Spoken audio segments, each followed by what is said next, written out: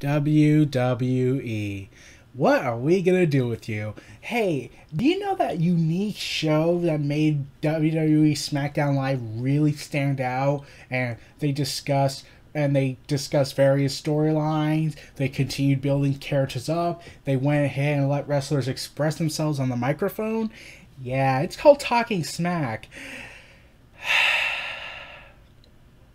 WWE has canceled it for weekly episodic reasons.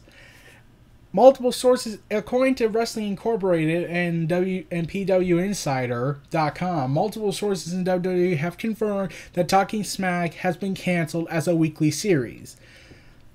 And last Tuesday's Talking Smack was featuring the horrendous "I will use charity work for my ego" John Cena was its final weekly episode. Talking Smack, however, will continue as a post-pay-per-view broadcast. Okay, so the things that are making SmackDown stand out, unique, they're trying to turn it into Raw pretty much, in my mind. Because Raw has a rare pay-per-view exclusive Raw Talk, which airs after every pay-per-view. And I get the concept. It kind of makes both shows have similar shows, yet do it for different reasonings. Like, Talking Smack was a weekly series. Raw Talk was a pay-per-view monthly series. So, why are you trying to make SmackDown be something like Raw? It's eventually going to most likely turn 3 hours long in order to fulfill some egomaniacs' fetish for Raw, and everything needs to be like Raw. If we gotta make this the A show, we gotta make it look like Raw. So, yeah, when I heard Talking Smack was canceled as a weekly series, I was like, no, that's a stupid idea. One, it gives the wrestlers a chance to express themselves. Two, it made for some memorable moments such as John Cena, AJ Styles' shoot promo against Raw, how they like to take every popular SmackDown star and just give us all the rejected guys from Raw in order to build them back up and then go ahead and throw them back on Raw because they're stars now and SmackDown doesn't need them, which is kind of true. And also, we got the Miz's promo, which happened in the early days of Talking Smack. And everyone remembers how great that promo was because there was a sense of truth to it. It made you feel like Miz was generally frustrated. Miz was pissed off. And they're canceling it as a weekly series? Like, don't get me wrong, I'm glad they're keeping it, but if they did not have the weekly series, it kind of just makes SmackDown Live less unique in my mind. Like, they have the commercials also airing the matches, and they give more opportunity to the younger guys and to the overlooked guys, like Aiden English. Like, he beat Randy Orton. Yeah, that's real. And Jinder Mahal's champion. And I would have loved... And Kevin Owens was going to be the replacement Miz for Talking Smack, the arch nemesis of Talking Smack. Now, they haven't confirmed why they would cancel this popular show, but I have a couple theories. One, it's because WWE hates non-scripted environments. Therefore, they need to script the living hell out of everything. Two, whenever something is popular by fans, WWE will kill it. Like, remember that one, I can't remember its name, it was one series that WWE was promoting for months and months and months. I think it was like gimmick designs of characters on WWE television. It aired on YouTube, and then Vince McMahon ordered its cancellation because it was doing so well. Yeah, that's legitimately a reason, according to him. And I was like, then just put it on the network. Like, if people watch the series, put it on the network and you get more subscribers. Like, doesn't anyone with business mind, anyone with common sense would know that. Like, even I said this. Like, I said, put this on the network. If it's so popular. Another reason is most likely because, and I know what I'm about to say will piss certain people off, mostly the extremist kind, it might be because of Daniel Bryan.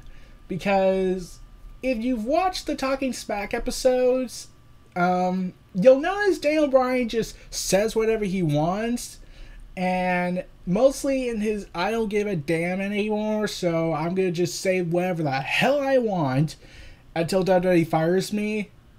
Because Daniel Bryan has been preaching and preaching to get back into the ring. And at first, WWE was like, hey, let's take advantage of Daniel Bryan's desire to get back in the ring and turn it into a storyline with The Miz. And then Daniel Bryan started giving more or less of a crap about everything and started to just say whatever he wanted. Like, it was kind of like Daniel Bryan's outlet of, I don't give a damn, so I'm going to just say whatever the hell I want.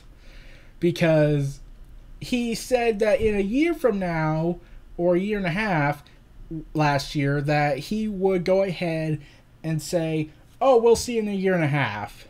So you're hinting that you're coming back to wrestling after your contract expires?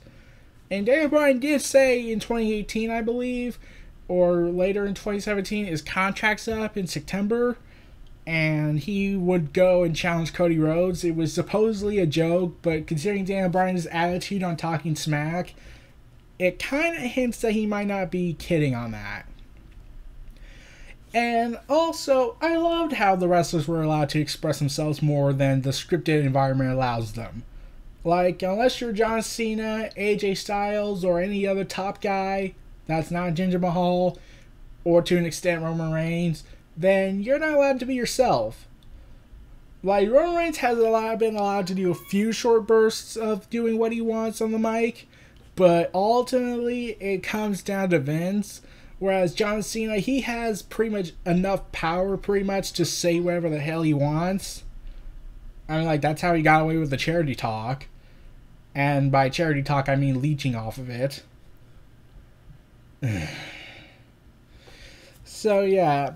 And the last episode of Talking Smack, I didn't watch it. That's the weekly series. But I did hear that because that John Cena was just cracking jokes. And I'm like, Cena, even on Talking Smack, you're acting like this? Can't you just be serious for once? Like, you have all these people saying that you're burying superstars, you're criticizing them, you're destroying their careers.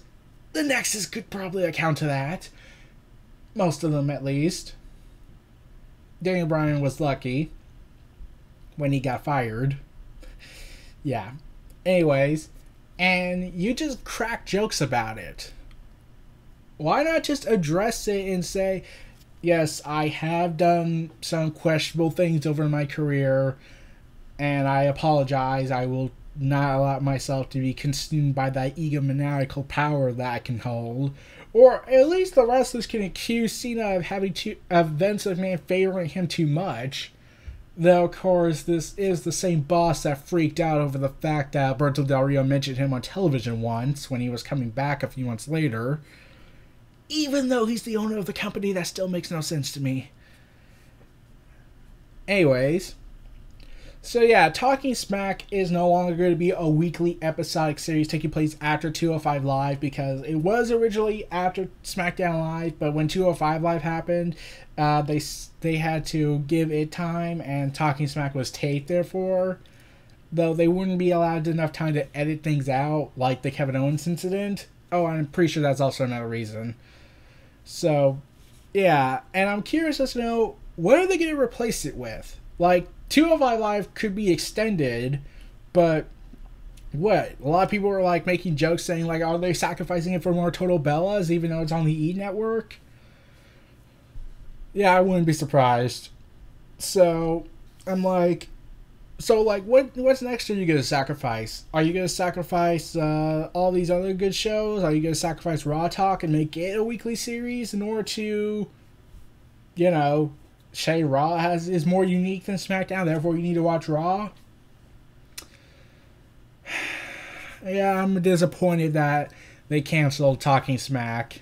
I would be yelling at the top of my lungs, however, my microphone, my meteor mic, mutes things out when I get too loud. So I'm trying to be as calm as possible about this. But yeah, I'm disappointed. I really hope WWE fans could change the management's mind. Though Vince McMahon has been historically known to be very, very, very, very, very stubborn about everything. So, there's a chance we might not get it, though. Honestly, I'm not surprised. At least I'm glad that they're keeping it as a monthly series, but I would have loved it more if it was still a weekly program. But sadly, in this world, anything that's good is immediately destroyed. Yeah. So those were my thoughts on Talking Smack being canceled as a weekly program. This was Neo Reality Entertainment. Feel free to like, comment, subscribe, and donate, and stay tuned for more.